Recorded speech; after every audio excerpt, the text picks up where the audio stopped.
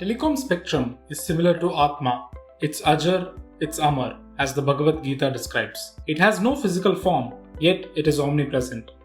That's how the government imagines spectrum in the explanatory note to the draft Indian Telecommunication Bill 2022.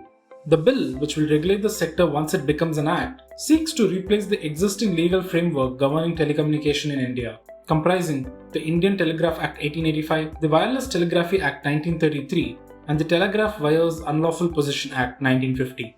The draft Indian Telecommunication Bill 2022 has, for the first time, laid down a clear statutory framework and regulations on assigning spectrum. It says spectrum should primarily be given through auction for specific functions related to the government and public interest, like defense, transportation, and research. The bill proposes assignment through the administrative process. To enable efficient use of spectrum, the center may also refarm or harmonize any frequency range assigned by auction or administrative process. The bill enables sharing, trading, leasing, surrender of spectrum assigned, and a process to return unutilized spectrum. To address the demand of telecom companies for a level playing field, the Telecom Department aims to bring in a landmark change by extending the definition of telecommunication services. It proposes to bring over-the-top or OTT communication services such as WhatsApp, Telegram, and Signal, satellite-based communication services, and Internet under the ambit of the bill. So, OTT communication services have to take a license now and be subjected to the same conditions governing telecom players in India, like quality of service and security rules, etc. For the first time, they're talking about including OTT-based communication services as telecom services. This is the first. And this itself is sure to be contentious. Providers of OTT services, in theory, would need a license.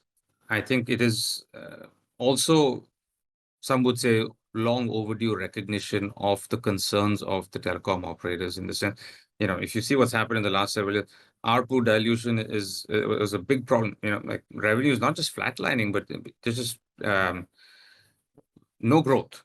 The only thing it achieves is to balance things out a little bit, level the playing field a little bit, and that's okay. Forcing them to take a license, that has a lot of implications because, for example, just one little thing, that voice calls are subject to, intercept.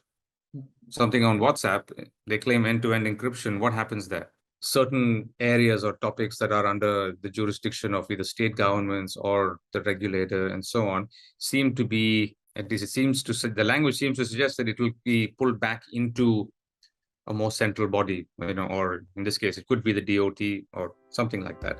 The government will also have the power to terminate spectrum allocations partly or in full if it determines that assigned spectrum has remained unutilized for insufficient reasons over a period of time. Likewise, the spectrum allocated to telecom companies that are undergoing insolvency and are unable to offer services, pay dues, or comply with license conditions will be taken back by the government. The bill also seeks to simplify the framework for mergers, demergers, acquisitions, or other forms of restructuring by only requiring intimation to the licensing authority, while relief, write-off, or deferment of dues may be allowed in cases of payment default in extraordinary circumstances. Next, the draft bill tries to achieve through law a right-of way enforceable at the state and at the municipal corporation level. This legal framework is key to the rollout of 5G services. It lays down a framework in which a public entity that owns the land has to grant right-of-way permission expeditiously unless it gives a substantive ground for refusal. The existing regulatory framework based on right-of-way rules 2016 has had a limited impact in addressing bottlenecks in the rapid expansion of telecom infrastructure. The 60,000 crore rupee Universal Service Obligation Fund will be expanded into the Telecommunication Development Fund by adding further objectives of underserved urban areas, research and development, skill development, etc. To prevent cyber fraud, the bill provides that the identity of the person sending a message through telecom services shall be available to a user receiving it. So the bill clearly says that we will put to rest the retrospective effect, which is detrimental to the operators. So I think from that perspective, the operators can be rest assured there aren't going to be any onerous clauses coming in from a retrospective effect. The government, in one of the paragraphs, has very clearly mentioned that any entity which is granted a license shall unequivocally identify the person to whom it provides service.